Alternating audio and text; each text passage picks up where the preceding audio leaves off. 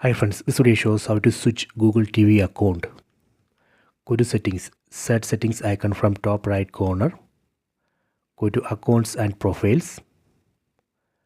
Here you can see two accounts, Anna and John.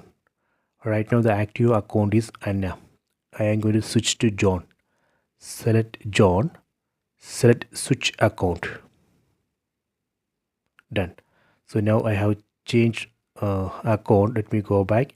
See, right now the active account is John. Let me go to home screen. Go to top left corner. See, right now the active account is John. From here also we can switch accounts. Set switch accounts.